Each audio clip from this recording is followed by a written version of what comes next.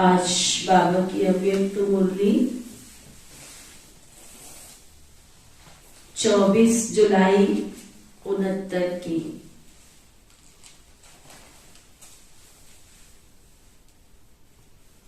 आज बाबा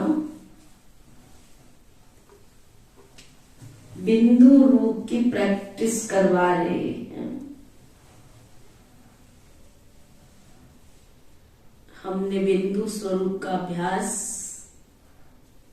कैसे करना है, उस स्थिति में कैसे स्थित होना है,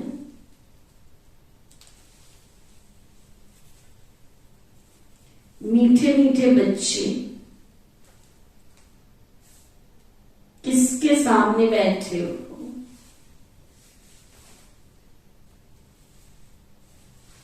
और क्या होकर बैठे हो, किसके सामने बैठे हो और क्या होकर बैठे हो। बाप तो तुम बच्चों को बिंदी रूप बनाने आए हैं। मैं आत्मा बिंदु रूप हूं। बिंदी कितनी छोटी होती है और बाप भी कितना छोटा है।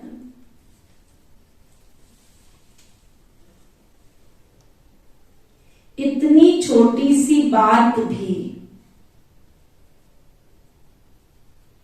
तुम बच्चों की बुद्धि में नहीं आती।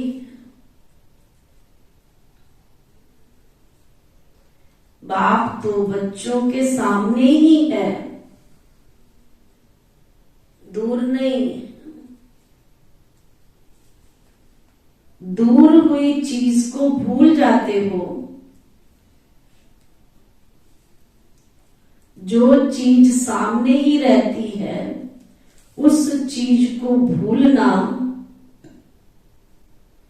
यह तो तुम बच्चों को तो शोभा नहीं देता है।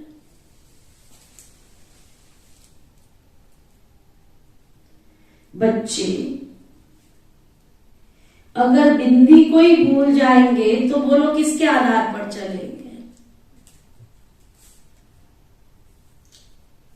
हमारा सर्व आधार ही बाबा है, और जब सर्वशक्तिवान को ही भूल गए तो फिर आधार ही नहीं है, तो बिल्डिंग कहां से खड़ी होगी।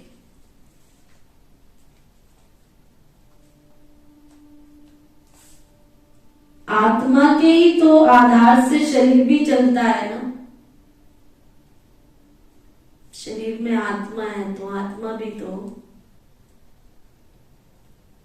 शरीर के आधार पर ही चलती है ना, या शरीर आत्मा के आधार पर चलता है।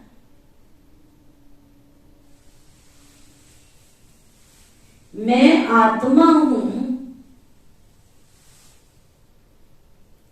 ये नशा होना चाहिए अंदर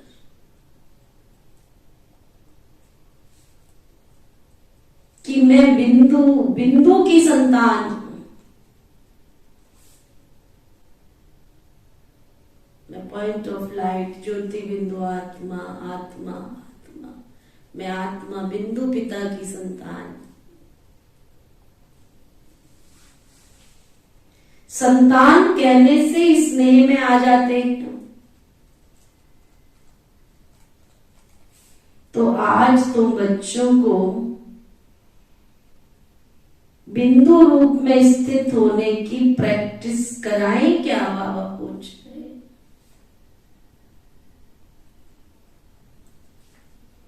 मैं आत्मा हूं, इसमें तो भूलने की आवश्यकता ही नहीं रहती।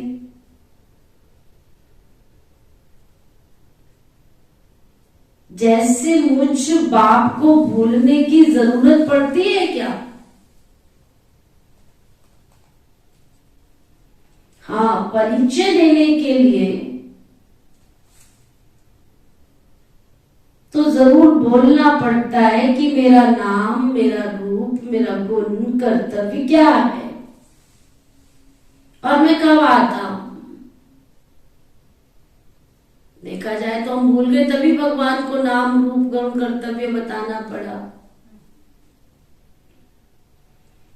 किस तन में आता हूं।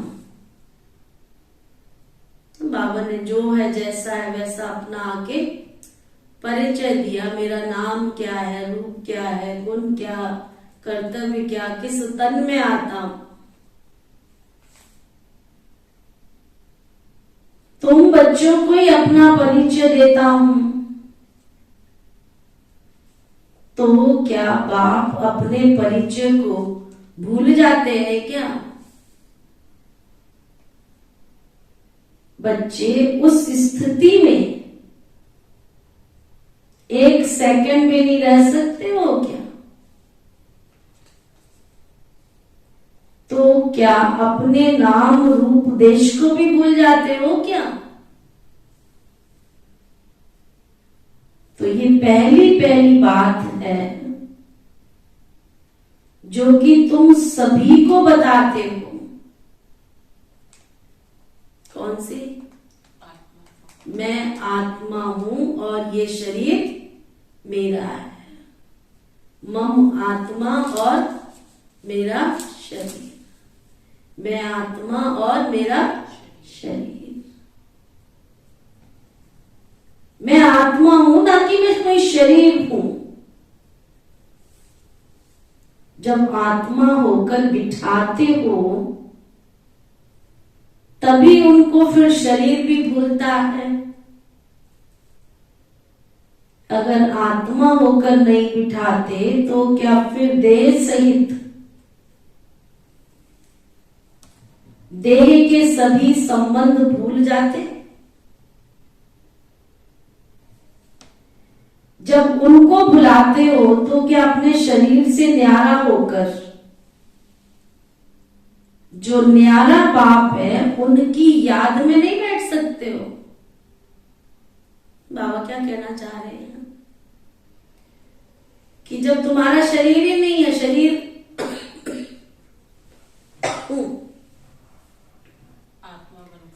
आत्मा शरीर को चला रही है, तो आत्मा बनकर बैठना कोई मुश्किल है क्या। अगर आत्मा होकर नहीं बिठाते तो क्या फिर देह सहित देह के सभी संबंध भूल जाते। जब उनको बुलाते हो तो क्या अपने शरीर से न्यारा होकर जो न्यारा बाप है उनकी याद में नहीं बैठ सकते हो।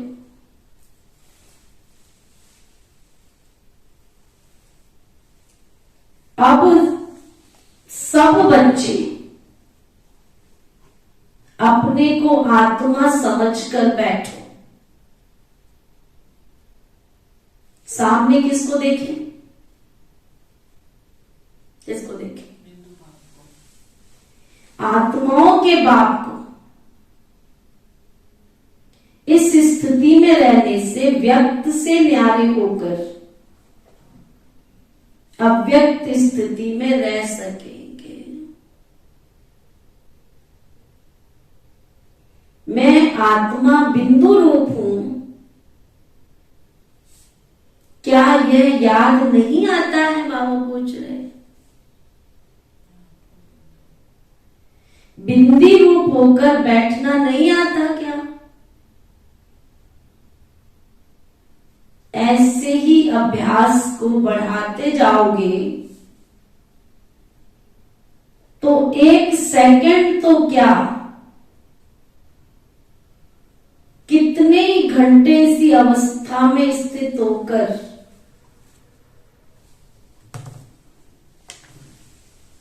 कितने घंटे इस अवस्था में स्थित होकर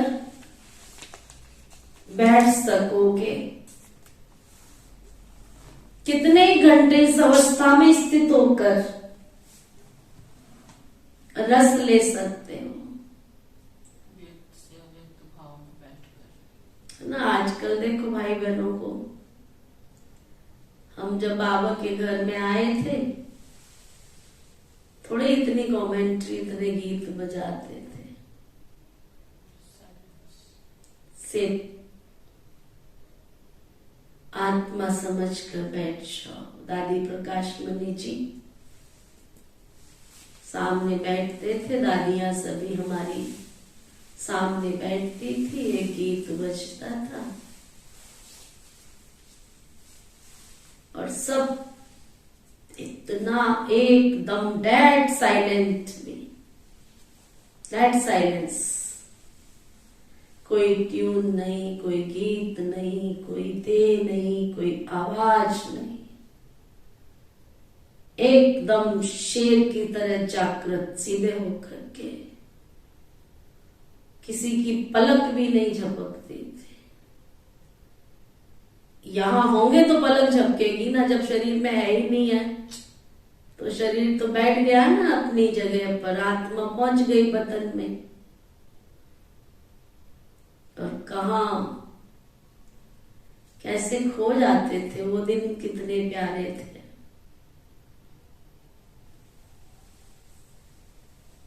घंटों घंटों पता ही नहीं चलता था कौन आया कौन गया, कुछ मालूम नहीं होता था। सचमुच वो दिन भी कितने प्यारे थे। तो बाबा वही कह रहे, क्या तुम उस बिंदु स्वरूप के रस का अनुभव नहीं कर सकते हो?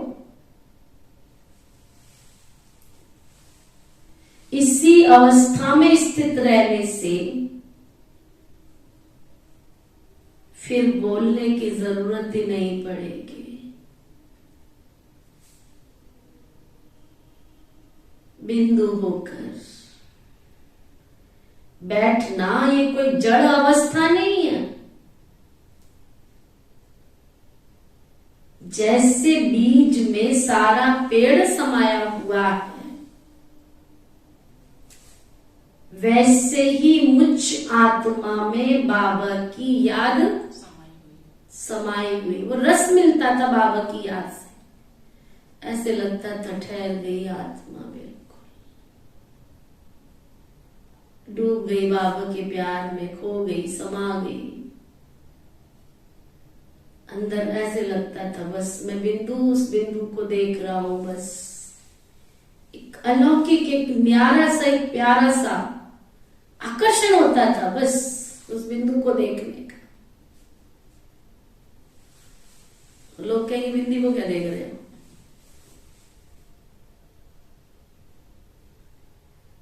इतना तेज लगता था जैसे उसके बिंदु स्वरूप में से, बिंदु से प्रकाश वो ऐसे उतर कर आ गया। आत्मा भी एकदम प्रकाश में हो गई, बिंदु की काया बन गई एकदम बिंदु।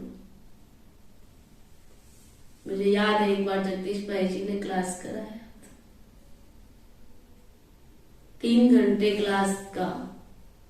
कहाँ थे हमें नहीं कुछ पता, सिर्फ उन्होंने बिंदु स्वरूप से शुरू किया था, आत्मा से शुरू किया था और बोला कि आज अपने से बात करो, मैं कौन हूं, कौन सी आत्मा हूं मैं? आत्मा हूं पर क्या हूं मैं? आत्मा कैसी आत्मा हूं? क्या है मुझ में? मोटी मोटी बात नहीं, मैं आत्मा ज्योति बिंदु, मैं ज्ञान स्वरूप है। उस चीज को अनुभव करो, आत्मा की उस दिव्यता को अनुभव करो। छोटी सी पॉइंट ऑफ लाइट ज्योति बिंदु आत्मा में अनंत गुण, अनंत शक्तियों का भंडार है। उस दिव्य नेत्र से उसमें छिपी हुई उस शक्ति को देखो।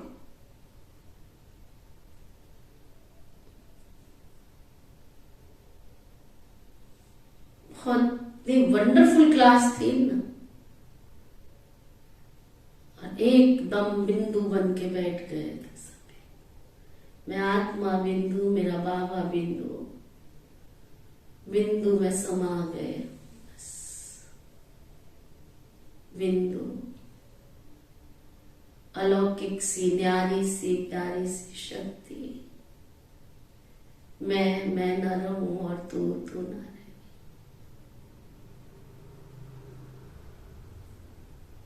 जैसे बीज में सारा पेड़ समाया हुआ है, वैसे मुझ आत्मा में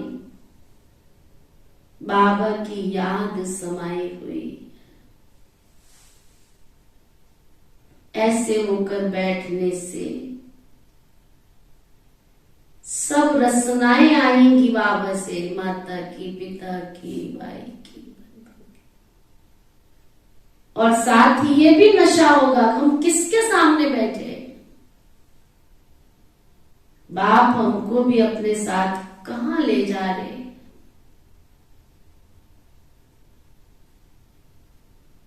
बाबा तुम बच्चों को अकेला नहीं छोड़ता। जो बाप का और तुम बच्चों का घर है, वहां पर साथ में ही लेकर जाएंगे। सब इकट्ठा चलना ही है सबको। आत्मा समझकर फिर शरीर में आकर कर्म भी तो करना है ना। परंतु कर्म करते हुए भी न्यारा और प्यारा होकर रहना है। बाप भी तुम बच्चों को देखते हैं, देखते हुए भी बाप न्यारा और प्यारा है ना। तो बाबा की मुरली का सार, मैं बिंदु आत्मा। बच्चे अगर बिंदी को ही भूल जाएंगे तो वो लोग किसके आधार पर चलेंगे। आत्मा के ही तो आधार से शरीर भी चलता है ना। मैं आत्मा हूं, ये नशा होना चाहिए कि मैं बिंदु हूं, बिंदु की संतान हूं। संतान कहने से ही स्नेह में आ जाते। सर्वशक्तिवान संसार की सर्वोच्च सत्ता की मैं संतान हूं।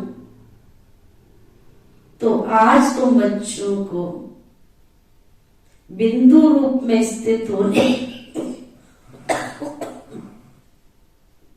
प्रैक्टिस कराएं। मैं आत्मा हूं, इसमें तो भूलने की आवश्यकता ही नहीं रहती। जैसे मुझ बाप को भूलने की जरूरत पड़ती है, भूलने की जरूरत पड़ती है क्या? हाँ, परिचय देने के लिए जरूर बोलना पड़ता है कि मेरा नाम, रूप, गुण, कर्तव्य क्या है और मैं कब आता, किस तन में आता। तुम बच्चों को ही आकर अपना परिचय देता हूं ना। तो क्या बाप अपने परिचय को भूल जाते हैं जो याद कराते हैं? बच्चे उस स्थिति में एक सेकंड भी स्थित नहीं रह सकते हो क्या? तो क्या अपने नाम, रूप, देश, काल को भूल जाते हो क्या? ये पहली बात है जो कि तुम सभी को बताते हो। मैं आत्मा बिंदु हूं, ना कि शरीर। जब आत्मा होकर बिठाते हो तभी तो उनको फिर शरीर बोलता है ना। अगर आत्मा होकर नहीं बिठाते तो क्या फिर देह और देह के सभी संबंध भूल जाएंगे? जब उनको बुलाते हो तो क्या अपने शरीर से न्यारा होकर, जो बाप की याद है, जो न्यारा बाप है, तो क्या उनकी याद में नहीं बैठ सकते हो? तो बाबा का समझाने का भाव, जो हम देह और देह के संबंधों में फंसे हुए, बाबा कहते मेरा एक एक बच्चा, मैं आत्मा हूं, मैं आत्मा हूं, मैं आत्मा हूं। अगर आत्मिक स्वरूप में स्थित होकर के बैठे तो उसे देह और देह के संबंध क्या अपनी तरफ खींचेंगे? मैं कई बार बैठ के देखती हूँ, सोचती हूँ, कई आत्माएं बाबा के बच्चे इतने अच्छे, क्वालिटी है उनके अंदर, लेकिन एक मोह के विकार ने बंदरी बना दिया उनको। फंस गए उसी मोह जंजाल में। सृष्टि पर आए हुए भगवान को अपना माता पिता बंधु सखा साथी बनाते हुए भी फिर से देह और देह के संबंध जहां से निकले थे वहीं फिर से फंसते जा रहे हैं। एक बार तो बाबा पुण्य के अकाउंट के आधार पर हमें निकाल कर ले आया, दोबारा उस मकड़ी के जाल से, उस मोह के जंजाल से कौन निकाल कर लाएगा ऐसी आत्माओं को? इतना बल भी जमा नहीं किया है जो निकल के आ जाएंगे। इसलिए बहुत बहुत अटेंशन देकर अभ्यास करना पड़ता है, तब ये आत्मा देह और देह के जंजाल से निकलकर मैं और मेरे बाबा में आकर के विश्राम पाती है, तब उसकी शरण में बैठती है, तब उसकी गोद में बैठती है। प्यारे बाबा की गोद का अनुभव हर एक आत्मा नहीं कर सकती। जो मोह के जंजाल में फंसी पड़ी है आत्माएं, देह और देह के संबंधों में फंसी पड़ी हैं, उनको क्या पता बाबा का प्यार, बाबा का स्नेह, बाबा की गोद क्या होती है। आसुरी गोद छोड़ेंगे, ईश्वर की गोद में आएंगे तो गोद का अनुभव होगा ना। तो आज बाबा ने वो अभ्यास कराया। मैं आत्मा आई भी अकेली हूँ और मुझे जाना भी अकेले है। मैं आत्मा भी बिंदु हूँ और मेरा बाप भी बिंदु है। उस बिंदु वन बिंदु बाप की याद में रहने का अभ्यास करना है। ओम शांति शांति।